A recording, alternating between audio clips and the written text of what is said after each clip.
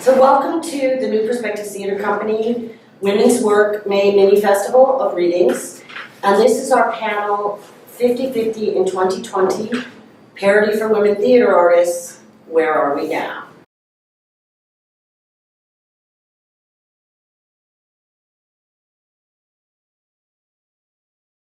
I'm Melody Brooks. I'm the Artistic Director of the New Perspectives Theatre Company, and I'm going to ask our panelists to introduce themselves. Just go right down the line. Sure. I'm Ludovica Villar-Hauser, hello. I'm the founder and Artistic Director of Parity Productions. Hello, I'm Lisa Zhulina, and I'm a playwright, and I teach in the drama department at NYU. I'm Lynn Macy, and I'm a playwright, and I'm currently working in the New Perspectives Women's Work full-length play. I'm Kelly Lynn Harrison, and I am currently co-president of the League of Professional Theatre Women. I'm Yvette Heyliger. I'm a producing artist and playwright, also in the League of Professional Theatre Women. Great. So I want to do a very brief introduction to 50-50 in 2020, what it is and how it got started. It's now 10 years, it'll be 10 years in August. And the genesis of this event was that in June of that year, the New York Times published an article about a study that an undergraduate student had done looking at the disparity between the number of women playwrights and male playwrights hired in theater companies that actually had the ability to pay people. Not off-Broadway as we are. And one of the things that she supposedly discovered was that female artistic directors were equally bad at not choosing works by women as male artistic directors were. And it sort of annoyed me when I read that because I didn't believe it. And when we looked further into the data, this was a study that was using self-reported data by playwrights, so they could have been anybody. It was also sort of a random selection of people that had been interviewed, so the data really didn't stand up. And I called Susan Jonas, who had for many years been one of the program officers at the New York State Council on the Arts, and had done the only, at that point, study on the issue of parity for women theater artists, and that had been done in 2003. So 6 years later, the idea and the need for it was still percolating, but there hadn't been any further studies. When I called Susan, she suggested that I reach out to the Women's Project, which I did, and the League of Professional Theatre Women. I was not a member at the time, but Susan was. So we came up with the idea that we were going to have a big event, a panel, and we were going to look at this issue because consistently when we're talking about the arts, whether it's theater or any other form, the thing that gets not talked about is that this is an employment issue.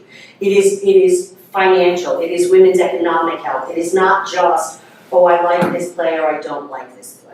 So we had a wide array of people on the panel, including someone from the city of New York in one of the employment departments, and really talked for a long time about what could be done.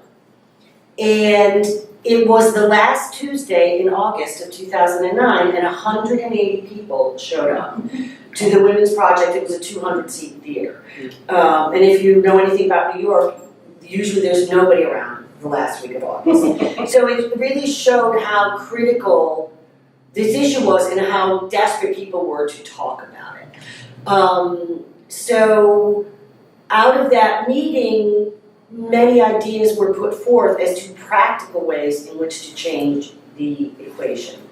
And the group of women continued to meet. It was not all women, by the way, who showed up at that meeting. It was mostly women, but there were a smattering of men throughout the audience.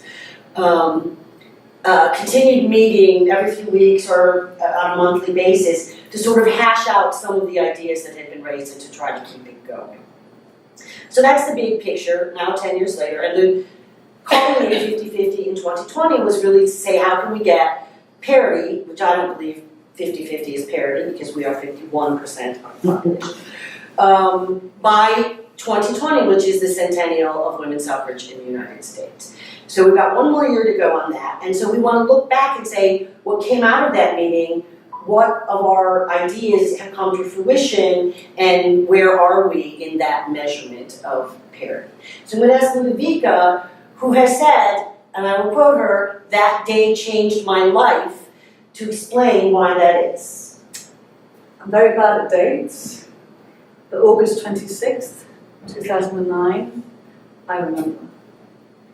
I didn't really know what to expect. I went to the Women's Project, now called the WP, and I watched the panel, and was from the League, Women's Project, New Perspectives. Who else was there?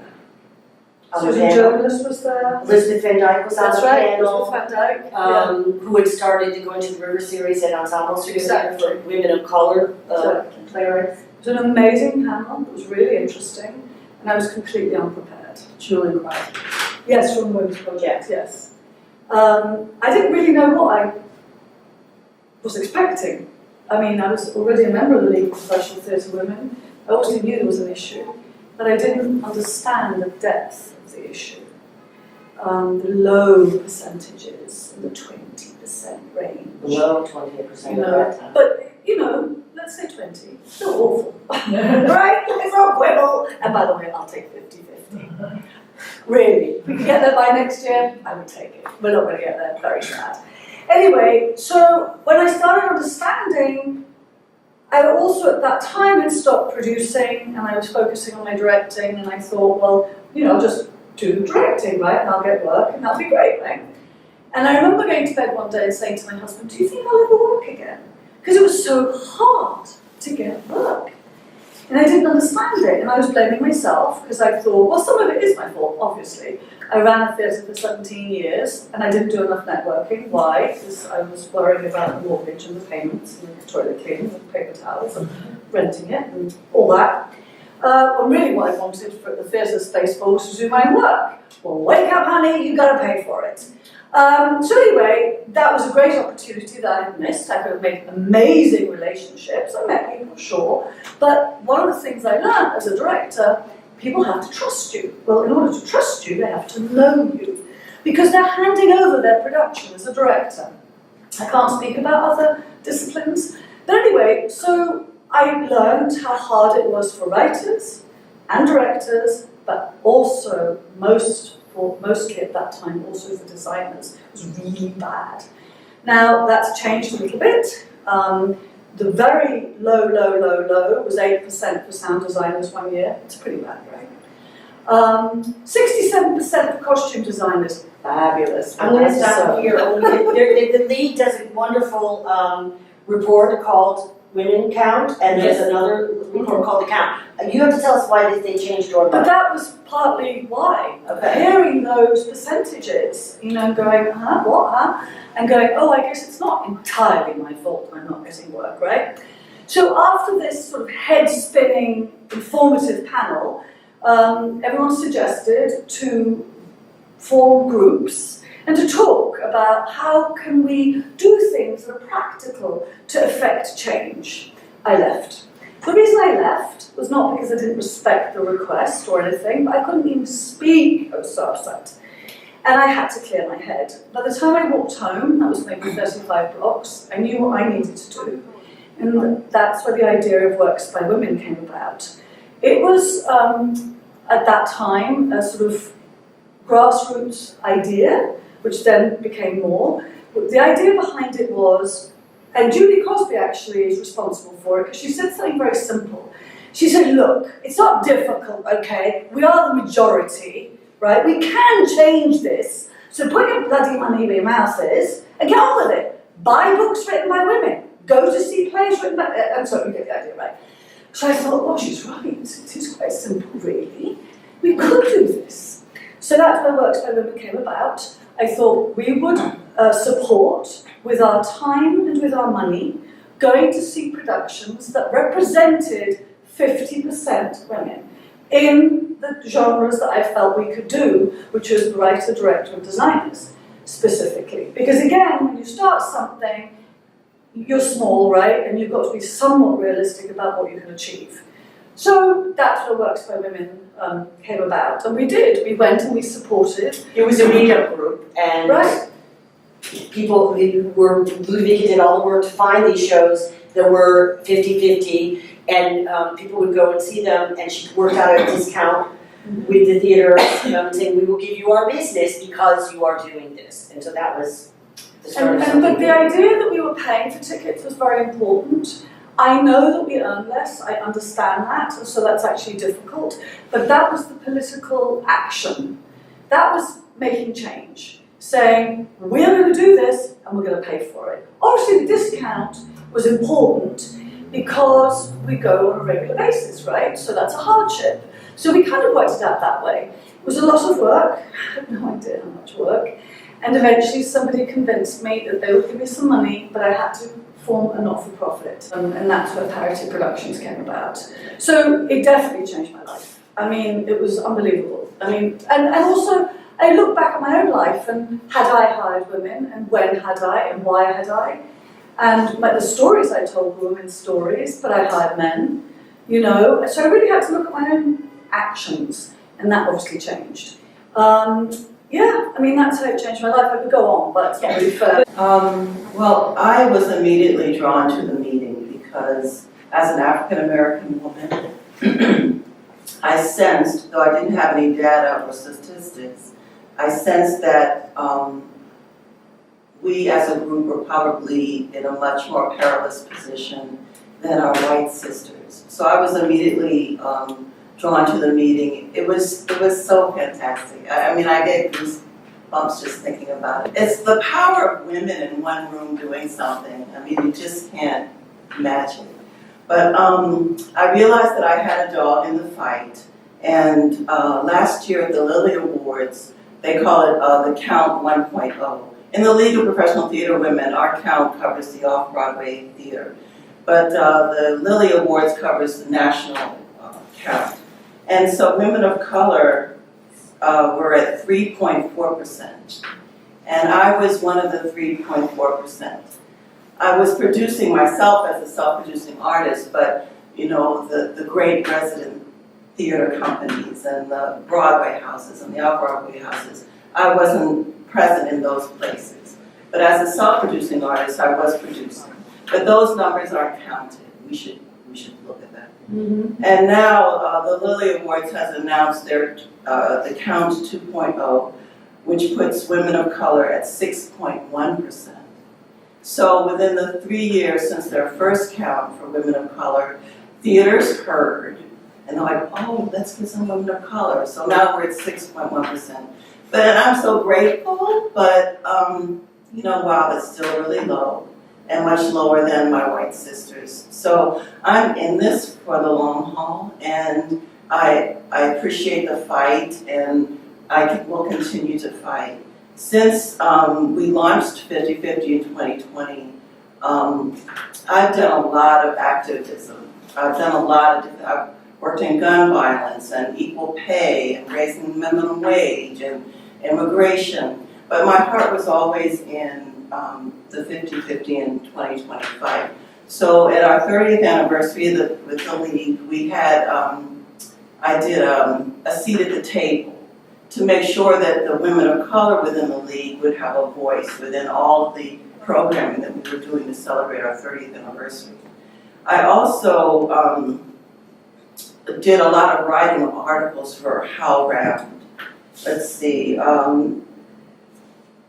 Artist as Activist, Civilization's Radical Voice, Kicking the Can Down the Road Toward Parity, that's a great one. And My One Thing, Achieving Gender Parity Through Legislation. And so one of the things, among the many things that I've done, it was to draw up a petition on We the People, and through legislation to change the narrative for women. I was going to say, you know, when Yvette was talking about the numbers for women of color in theater, that when we had that meeting back in 2009, there was we didn't even know what the numbers were because nobody was keeping track, no one was counting them. We went to the Theater Communications Guild, TCG, which is where the major regional theaters are members, to ask them, because they polled their member theaters on all kinds of things. They checked on ethnicity, on their size of their budget, all kinds of things about their audiences, but they never asked for a breakdown by gender of how they were employing artists. When Rocco Landisman was named as the head of the National Endowment for the Arts under the Obama administration, and he, for those who don't know, is a Broadway producer, an open house, which Susan Jonas attended, and she asked him the same question that Yvette brought up, is, are you thinking about looking at gender parity in the way in which you look at every other breakdown of how, not just theaters, but obviously the whole arts institutions are hiring? And he said he didn't think that was necessary. And one of the things that we also discovered through just doing the off-Broadway survey that the League does is that many theater companies think they're doing way better than they were. That they had no idea, that they really didn't think they were being discriminatory, but when the numbers were given to them, they went, oh, wow, I guess we have to do something about that. So it feels so much longer ago than 10 years that we had this meeting. Kelly Lynn is currently the co-president of the League. She was not back in 2009. I was not. I had just been a member for 2 years back in 2009. Were you at the meeting? I was not at the meeting. I had heard it was happening, but I was out of town. Because she's also a working actress. So. And when I came back that fall, there was a huge buzz and energy about it, and it seemed like for a good, even like a year and a half, there was still this energy and buzz about it, and there was going to be the Year of the Woman in Theater, and we're going to have all of these opportunities, and the season passed of like, look at all of these things that we're getting women to do, and then at the end of the 2011-2012 season, it was kind of like, oh well, yeah, we did that. We gave you some opportunities, and now we're back to as we were before. And people were pointing that out, saying, and they're like, no, it just feels like that. You know, it's just anecdotal. The numbers back us up. And League member Judy Vitus was like, numbers back it up? Okay, let's test that. And she just independently went to website after website after website and wrote down these numbers and said, you know, I'm no scholar, but these don't add up. And a year later, Martha Steckety joined her efforts, and she is a scholar and critic and writer and dramaturg, and the two of them decided to tell the story of these numbers, and that came into the Women Count, which is published by the League. It's written by Martha and Judy, but it's published by the League. And it very clearly showed where we are with the numbers. And I think something that's significant about August 26, 2009 is it's definitely a point on the map for so many different reasons, but one of the reasons I find really powerful among the many is it named it. Really before that moment, we weren't talking about it so much as parity. The conversations about it leading up to it started to use disparity as to naming the problem, but not naming the goal. And then suddenly we're starting to say parity. Parity is the goal. The League has been around since the early to mid 80s and started as, actually we're all theater women here, yes. Are you all members of the League? Right. Okay, we'll talk later.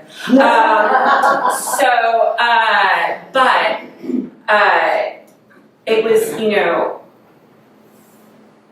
a group of theater women were saying these opportunities, time and time again, are going to the same suspects, and we, in nonprofit theater and in commercial theater, can do better about supporting one another and creating visibility and opportunities for one another. Let's, you know, these guys have lunch all the freaking time, and they go play golf, and they socialize with one another.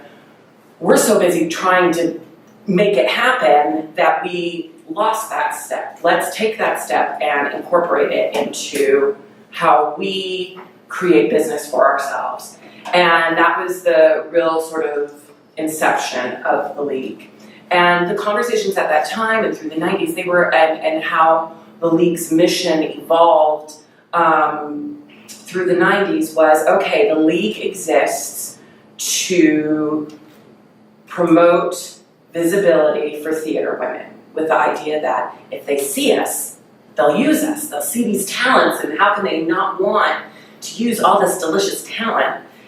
And so the League really excelled at providing opportunities for women to network with one another, creating awards so that the larger theater community could see these are women in the trenches. I mean, you may not have even heard of them, and they're in all disciplines of theater, the League Awards, and different stages of one's theatrical careers. It's not just like the sexy emerging kids or the, oh yes, you're not gonna be with us much longer folk. It's like everything in between.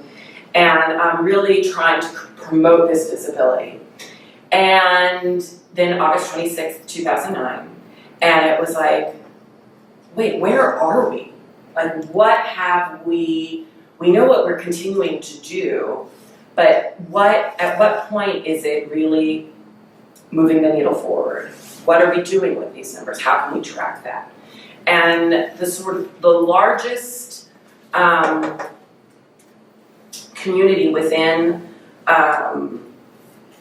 the theater community in terms of, it's a sort of interesting middle ground off Broadway, right? You have the nonprofit, you have the commercial, and it's an interesting place to watch as a marker for what is happening in New York theater. If New York theater is any indication of what's happening of the country as a whole.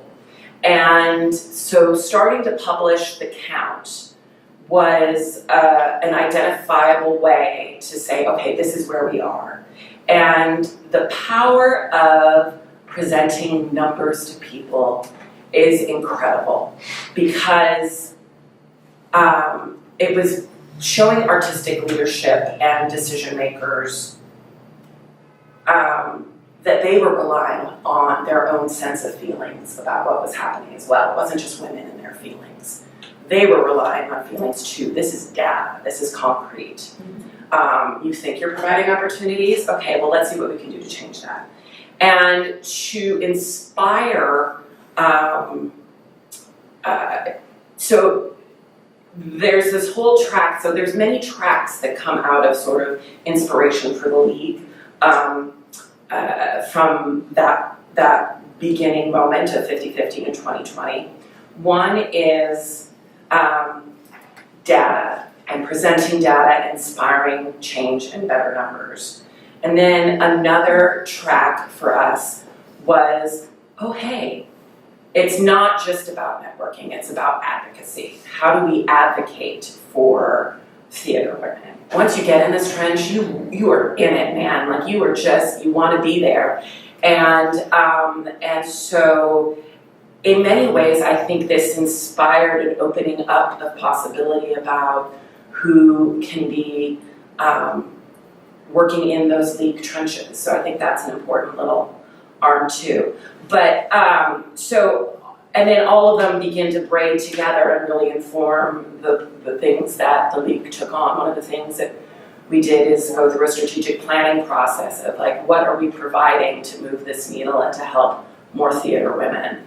And out of that came a sort of a different language about our mission, and the overriding sort of statement of we champion professional theater women. And then the tenets down from that is that you can't have advocacy without networking, and you can't have networking without advocacy. They are interwoven. One is not more important than the other. They shine lights upon one another. But then the real sort of action items started to kick into gear as well. And out of the count, which is now have 4 iterations, they're all available on our website. And Because it's 7 years now, or? So the first one was published in 2014, and it covered the 2012 to 2013 season. And the most current one covered the 17 to 18 season, and it was published in November. And the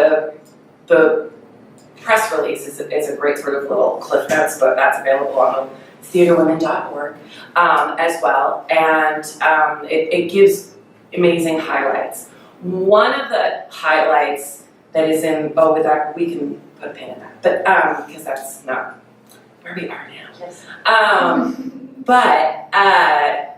So, and out of that, to encourage and reward seasons that reflect parity, we developed a seal of approval.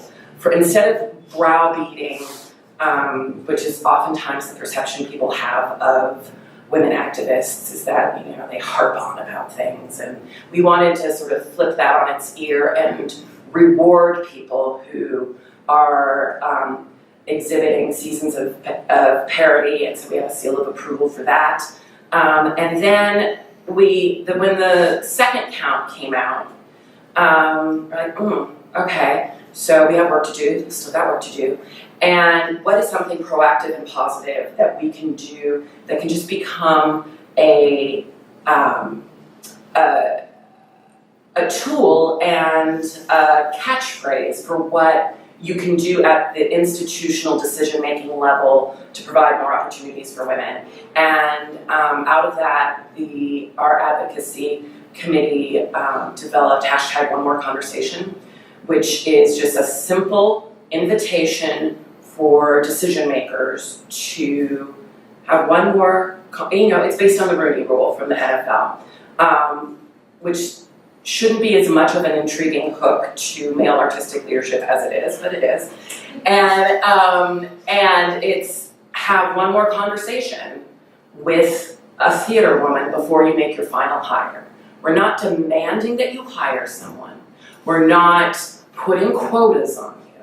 We are simply saying, expand your network with one more conversation. And surprisingly, not surprisingly, I think it's a great idea, but it did take hold in, there's several offices that I've been in the last year. This rolled out last March. I've been in offices, we sent out postcards, there's postcards tacked. Nationally too. And nationally as well. Even had, Twitter, we had a couple different theaters take a picture of receiving it and posting it to Twitter for the social media campaign, which was not even something we asked them to do. And it also has become a Twitter shorthand for this rewarding, when they're rewarding and calling out and celebrating when it's happened and it has resulted in a hire, or when clearly that conversation hasn't happened and it should have. And so that is something that can trace its roots back to that. Right, and the seal of approval comes directly out of the conversations that Ludovica didn't stay for, the small little working groups, that one of the idea of a seal of approval was actually floated there. And it still took 5 years before we could make that a reality. Everything's, it's so humanizing how much time things take. A little frustrating, but humanizing. I do encourage, one of our league members has written, in addition to the fabulous stuff that Yvette has written on How Wound, I encourage you to check out, if you're interested in sort of an overall look of the gender parity fight in theater, even before 2009. Jenny Lynn Bader wrote a really great history on HowlRound about it. Alisha Zhulina is one of our current lab members, and asked her to join the panel because she's an emerging writer, and she's teaching at NYU. And you don't mind my saying, she had a hell of a time getting tenured at NYU because I'm getting a 10-year job. What? Tenure track job, okay.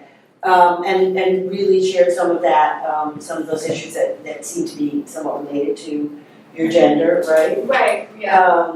And so you're coming in at a point where the rest of us on the panel have been doing this for a much longer period of time. Yeah, so... Is it even addressed there? Yeah, so I have a dual career. I'm a scholar and a playwright, and in academia it's sort of say twice the work, half the recognition.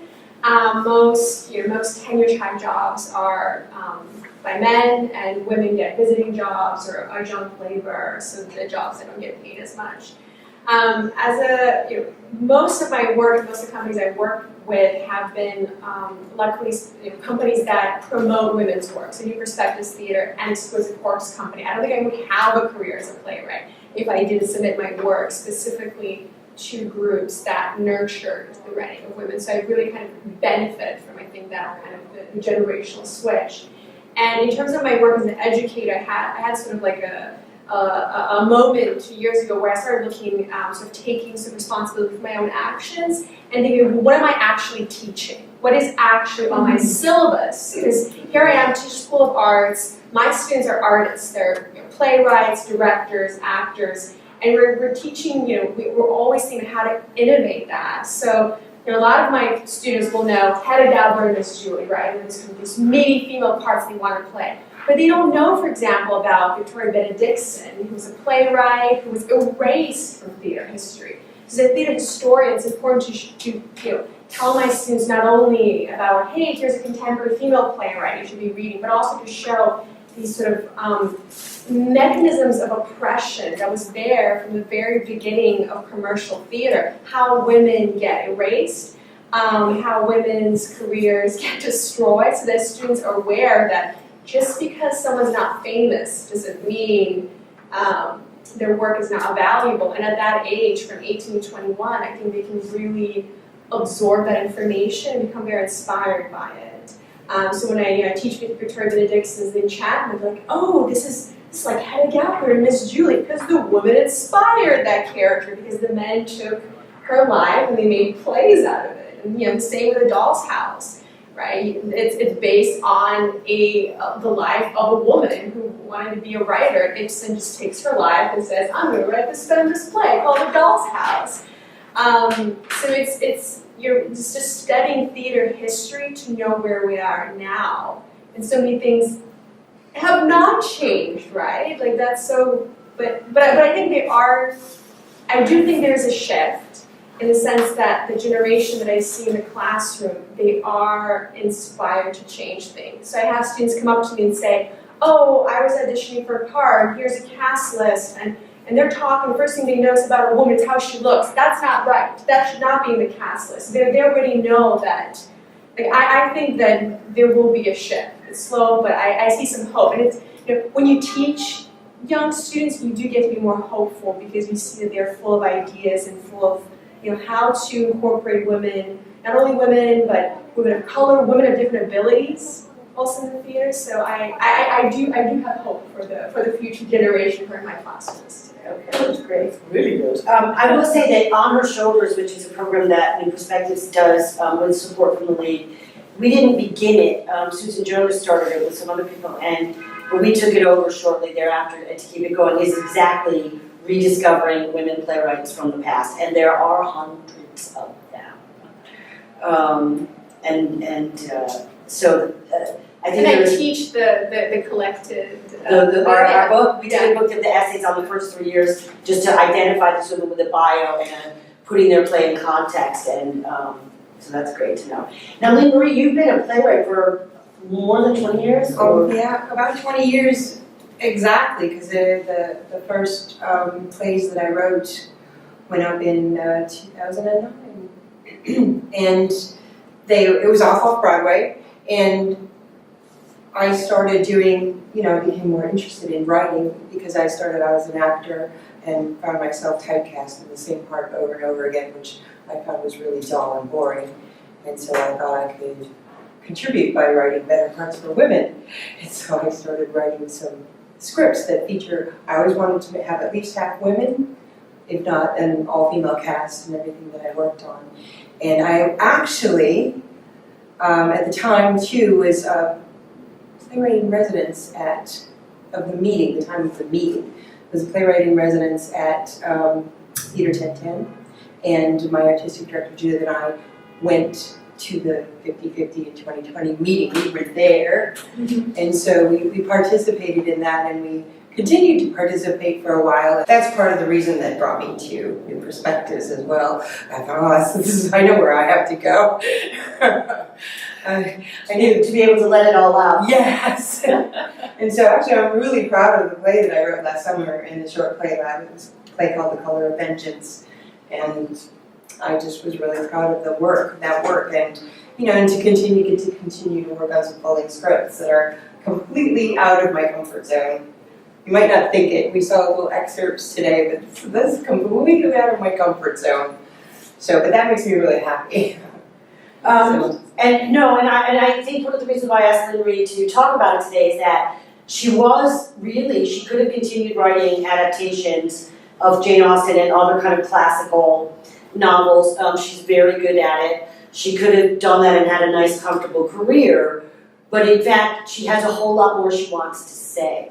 And I think that it's a good example of how, and those, one might say, nothing, it's not about Lynn Marie, but that people are comfortable with women doing that kind of writing, right? And then what Lynn Marie wants right now is not something, forget about not in your comfort zone, but it's not in the general audience comfort zone probably either, right?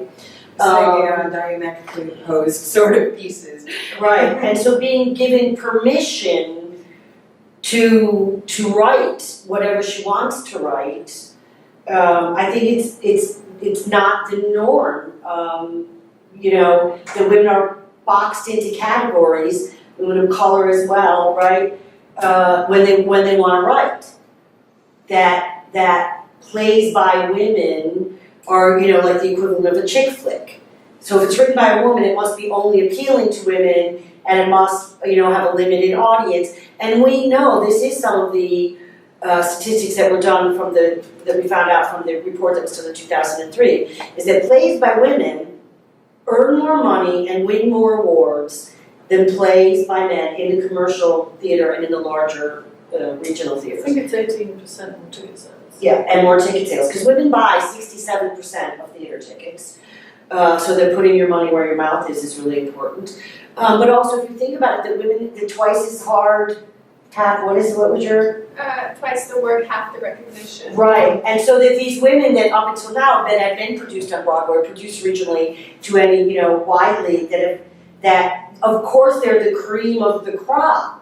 And they're lauded and they're award winners, but yet in the middle tier, male playwrights can write the most mediocre, really not even, subpar, but once they've established themselves as a writer, they will be produced, no matter what they write. And no one says, hey, that's not very good, maybe we shouldn't produce that. But it is a lot harder for women, so we're also an off-Broadway company, so it's not as if Lynn Marie has stepped into a major opportunity in terms of a big production, but in terms of really being able to say what she wants. I think that's a change after, finding a place that would let her be the writer that she wants to be. And it's really good to be challenged. It's important, to keep thinking and progressing. Can I just? Yes. I think it's one of the things that I also took away from 50/50 and 2020 is, and from the league really too, is the importance of our visibility. So I, just like self-producing plays, I decided to publish. And I worked for many years on a collection of my plays. And it's so important that we're publishing ourselves. I mean, we can sit around and wait for the dramatists or whatever, but I think if we get our own work out there, and I say, one day my grandson's gonna have something of me that I wrote, and it's only because I did it that it's there, And so, what a piece of work is man, Hamlet. What a piece of work is man, full-length plays for leading women. And it's because of all of this. But we want to get to the point where we don't have to do it ourselves, because we've always been doing it ourselves. I want to get back to the where are we now. We've touched on some of these elements, but Lisa gave us a little breath of hope. But also, going back to what Kelly Lynn asked Ludovica, her company is called Parity Productions. And there was which evolved out of the initial meetup group about supporting work by women, and as Ludovica tends to do, she thought a long time about what the next step was, and Parity Productions turned out to be it. Do you want to Sure. the dual Yeah, focus. there are two, thank you for not to mention that. By putting together the production company Works by Women, we kept the best from each company. And so we have art and advocacy. The art part is the stuff that you expect a theatre company to have. We develop new work. Obviously, we have a hiring standard which we employ. We actually, our record's 80%, but we don't ask anyone else to do that. On the advocacy, they're fantastic. On the advocacy, we encourage other theatre companies to hire 50% women and or transgender artists. And so we encourage other theatre companies to hire 50% women and or the transgender community. And then we encourage that. It's the same idea as the seal of approval. It doesn't help to complain. It doesn't help to scream and shout. Unfortunately, we're called hysterical, right? I usually am, but that's beside the point. So if you think, okay, what can we do that's positive? Well, what's positive is saying, hey, well done. How can we help you? Right, we're doing a press release. So every single month, all the qualifying productions that we've managed to collect together, so this is time, money, resources, all that, we put a press release out there. We're picked up by Broadway World, we're picked up by Stage Buddy, different outlets. Then we have a huge social media following. It's over 12,000 right now. So we also say, hey, congratulations to such and such show opening, running this long. So every week we do that. We also say you've got a week to go see these, catch these shows. So there's a whole system that we've managed to put together. It took a long time, but we're doing it. And then what else do we do? We have the qualifying productions on our website, and then once a month we also send out an e-blast, which the followers can have a look at if people are interested, and can continue the idea of put your money where your mouth is, which is you as an audience member, obviously many of you are artists, but you as artists and audience members have choices to make every single day. And so make them, but you need the tools to make them. So one tool is to know that qualifying productions exist. So you go there, you say, I want to see this play, because then I will be supporting somebody else who's doing the 50-50 hiring practice. So I think that's very important. And then obviously there are many other decisions that one can make as long as one has the tools. The other thing we're trying to do, and I say try, we are doing it, but so far we have about 300 artists. It ought to be 30,000, but hey, small steps, eh? And it's free. All we do on this level is free. So it's called the Women and Transgender Artists Database. And so if you've had one production in New York as an artist specifically, and I'm sorry we don't include everybody, it's the same thing. It's writers, directors, and designers. That's what we can manage. And when people get upset by it, why aren't you including actors? It's like, because if producers are doing the right thing, meaning they're hiring women, female writers or female identified writers, then most likely they're going to have really good parts for women and more parts for women. So we are doing it. It's just a subsection. Or producers get upset. It's like, look, same thing. Can't do it all. And also, if you're doing the right thing, we are promoting you. So go away, do the right thing, and come back. And you're doing it, right? We'll promote you. So there's that artist database, because that's a tool to employers. People will say, yeah, well, I don't know where to go. Now, this database came out of the problem I had. I'd been hired to produce and direct in those days a play that was by a man and had 6 male characters and 1 female. And I'm going, this is going to look really good. So we've got to hire all women designers to make up the, right? It was really hard. Where do these designers live? I don't know who they are, right? It was really difficult. And also, we don't have huge amounts of money. So and that's another thing about women. Trying to find the women is sometimes very difficult because we're not in these big, high-profile jobs, right? For the most part. So that's what made me think about it and go, right, I'm having a problem, everyone else is having a problem. So you've got to supply the tools in order to affect change. So that's kind of it in a nutshell. I probably spoke too long about it. But I think it's a direct connection to that meeting on August 26, 2009. It is. All the things that have been done. The Parity Productions exist as both a producing organization committed to that, to Parity, as well as a promoter in many ways of individual artists and other productions that are meeting that same criteria. That the League is now publishing the actual numbers of how women are employed in off-Broadway in New York City, as well as the hashtag One More Conversation, which is just waking people up to the idea, oh yeah, we should just maybe have a conversation. Going back to the numbers of producers and artistic directors that would say, oh, I don't know any women designers. They weren't even as forthcoming as Ludovica was, I don't know where to find them. They would just, I don't know any. There was an assumption that there were no female lighting designers, there were no female set designers, there might be one or two on Broadway. But in fact, there are, again, hundreds of them. On Her Shoulders program came directly out of 50/50 in 2020. Much of the activism that Yvette has been doing, that also worked with the Dramatists Guild and through the unions to really try to push that across the board, that it wasn't just the artists or an organization like the League, but all the unions and the guilds that would take this on. Because none of them, 10 years ago, were remotely interested in looking at gender parity.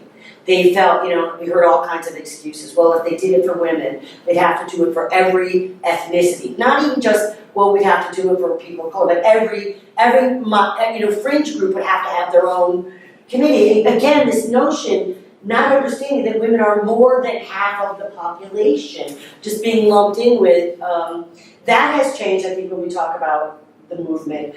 There was an article in American Theater, I think it was 2 years ago, that talked about a sort of national movement and how regional theaters have made a lot of progress. That some companies for 2020 are committed to doing an all-female playwright season. There was the first Women's Theater Festival in Washington, D.C.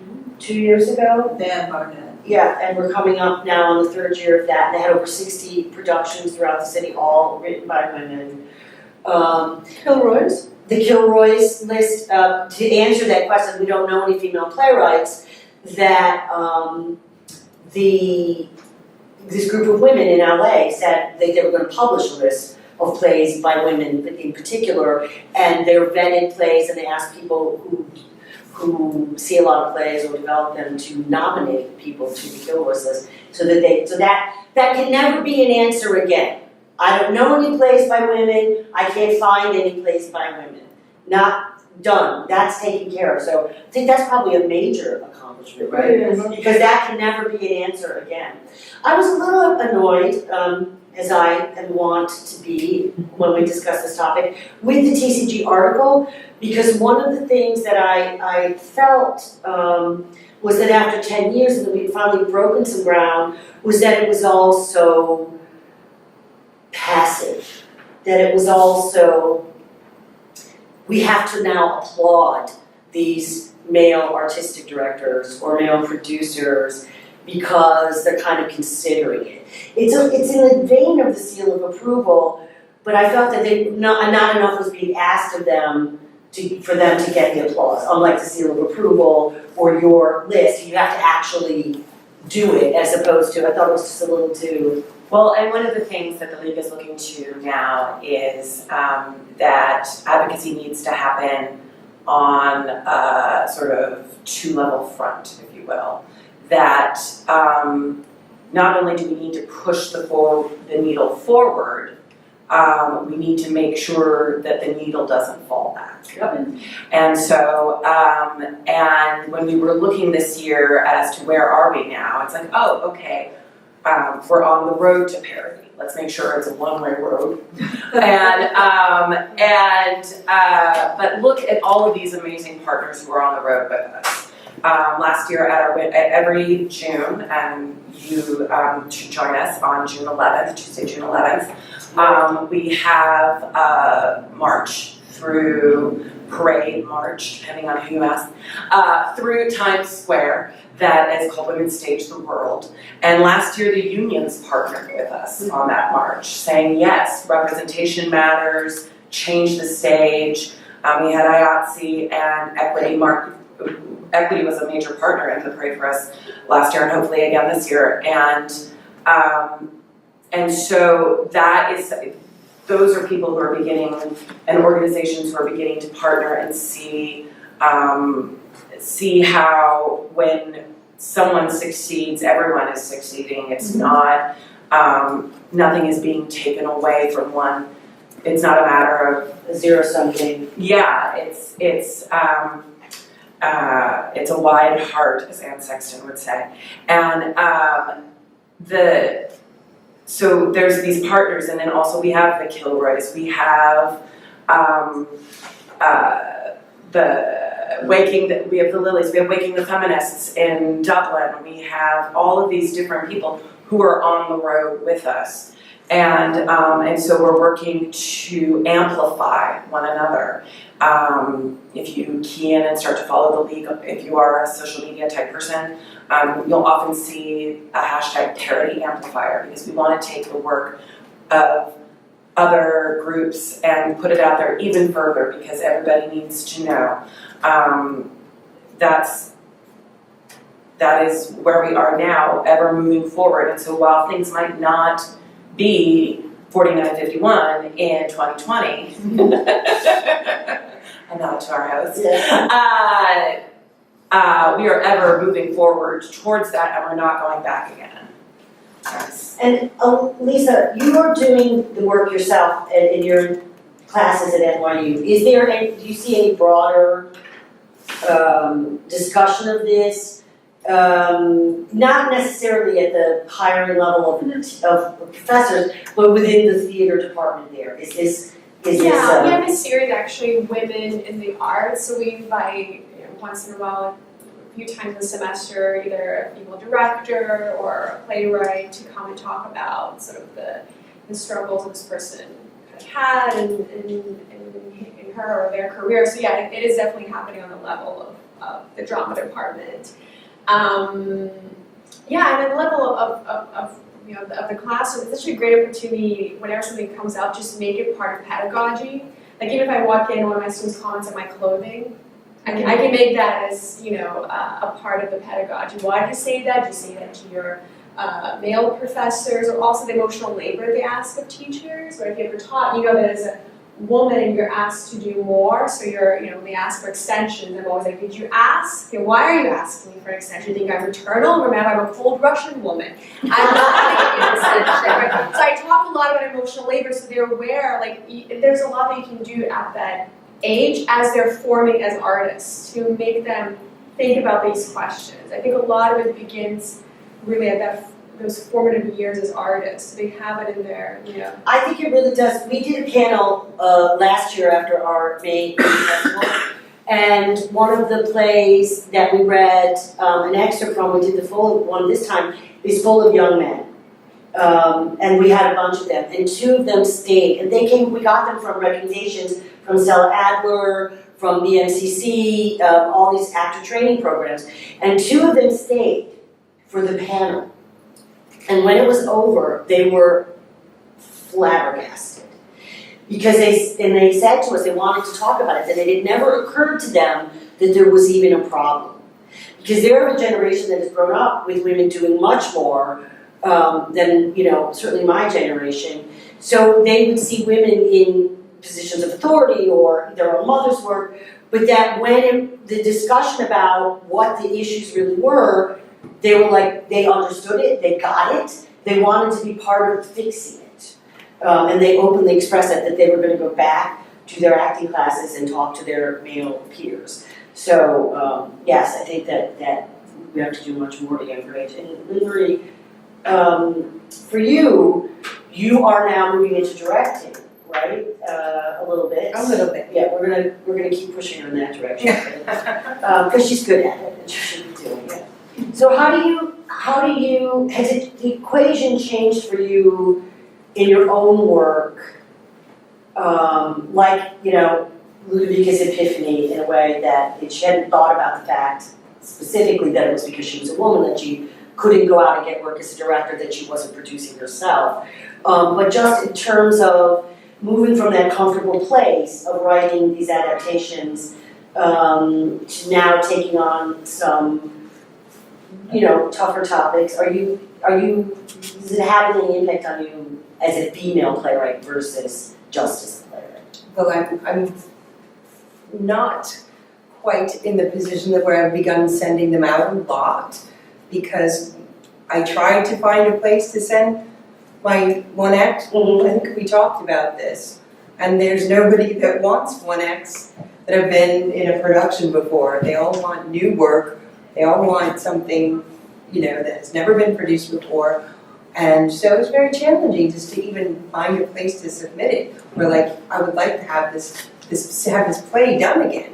It should have a life, because I know, and it's sad that we do 6 performances under the showcase code, and that qualifies it. I mean, it is I don't want to take away from our production, it is a production and it is a valuable thing, but it shouldn't stand in the way of future. If you don't call it a world premiere, We don't call it, you can get away with you've had a Yes, development. yes, and as long as it's not being Yes. reviewed, most Yes. places will. Yeah. Yes, so just do that. Keep at it.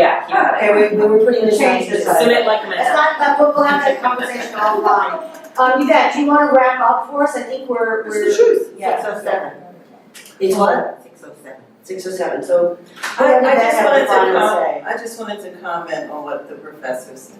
Yeah. When I came out of NYU, I had no idea that I was graduating into a world where there were very little opportunities for me. So when I started my company, I did it because I'm an entrepreneur, and I thought it was a great thing to do. I had no idea that I had to do it, because not all the Black producers in New York can produce every Black play, and then they have their own tastes. So a lot of things came to my mind after the fact. So I'm so happy to hear that there's an awareness within the college community, and I've often felt that women in these professional MFA programs are not being told the truth about what the world is when they graduate, and what it's going to be like, and how hard it's going to be. And so I really appreciate that my alma mater is doing something right. So thank you for sharing. Well, it came from, I think, the alumni coming back and saying, sharing their experiences, and I went through career development, and we had meetings where we need to do better. But Yeah. I think for feedback like that, so thank you. Yeah. And so I think that's it. And any final thoughts, Kevin, other than everyone should join the League of Professional Theater Women if they're a professional theater woman. If you're not, be a friend. Because you can be made aware of all this work that we're doing, you can get to go to events, you can get discounts for our awards, and lots of wonderful things, right? If you're a friend, it's only $50 a year to support the league.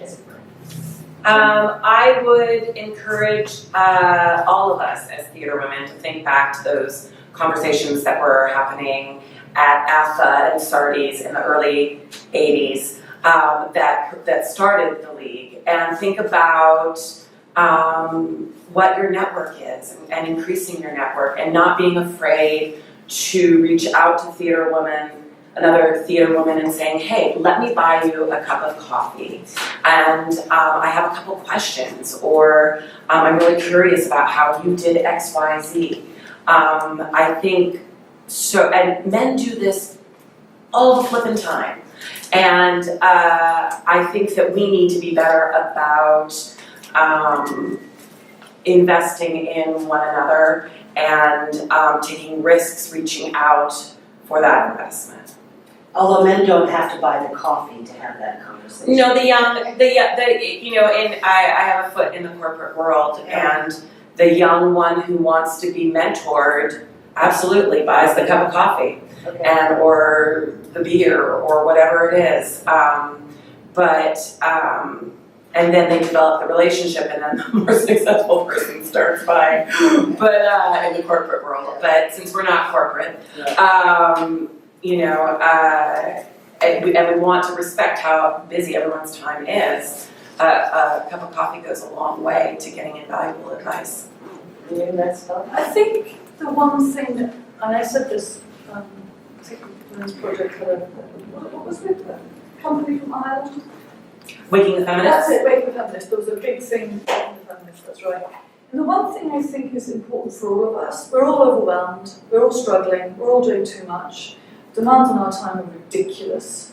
The pressure we put on ourselves is ridiculous. And so I just think, pick one thing. It doesn't matter what it is. One thing that speaks to you, where you feel you can help make a difference. It doesn't have to be big. It's just one thing.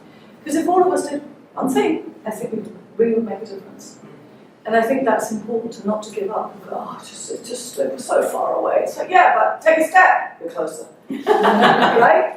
Yeah. So, So, you know, we're a little over time, and I just want to give you guys a chance to ask a question or two. What is the number now? Where are we with the percentage of? Well, so off Broadway, there's a wide range of where we are. The really, stunning number of where we have some ways to go is, for example, scenic designers on off Broadway are still only 20% of the opportunities are being given to women. And then you look at that again, and it's repeat. So it's a lot of the opportunities are going to the same women, because there is a reluctance to, and this is also something that we're looking at for sort of our next stages of advocacy within the league, is there's a reluctancy to trust the pipeline.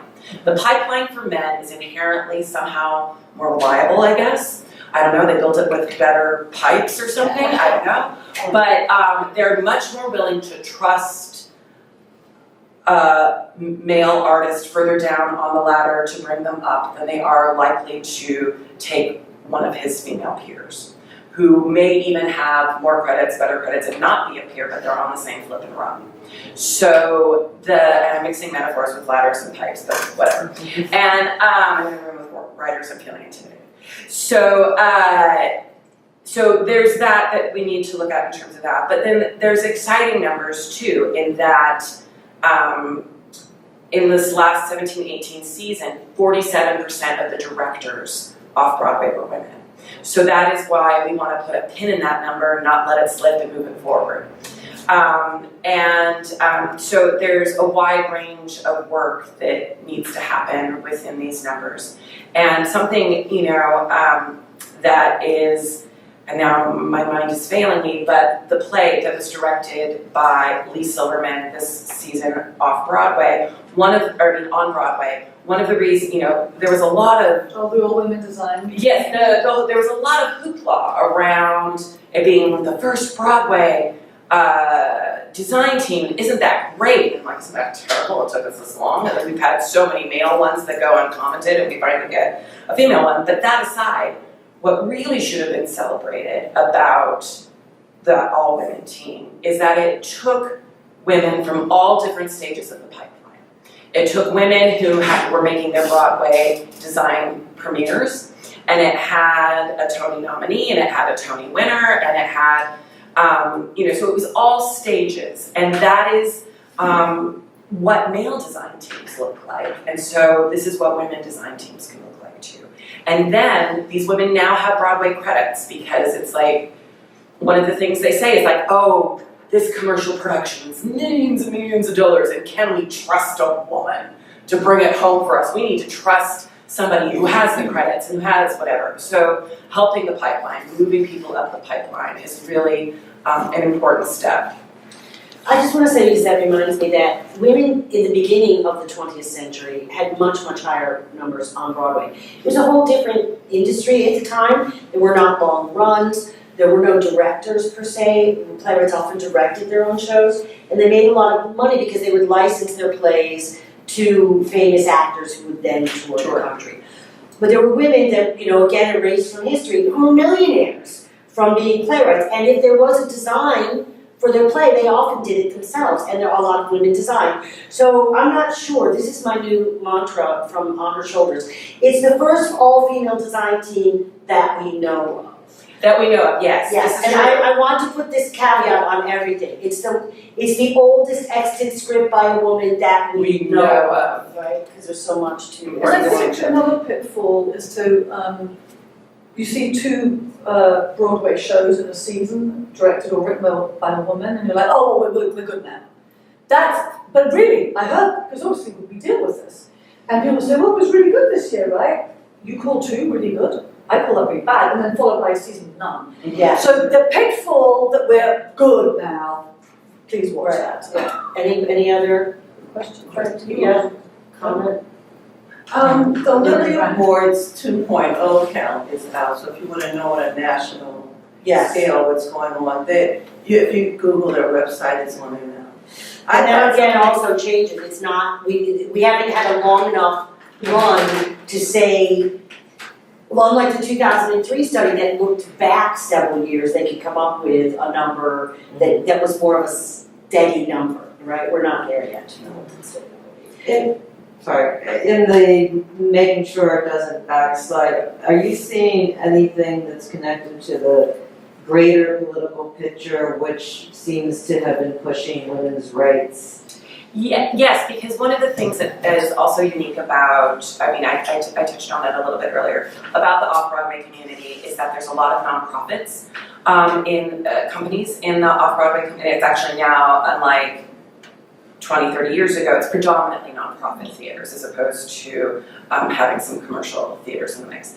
And off-Broadway theaters are not as dependent on of course, they're all dependent on financial success, but they have a built-in mechanism of knowing that this is our season, these are our subscribers, this is our board. It's not as fickle as commercial producing.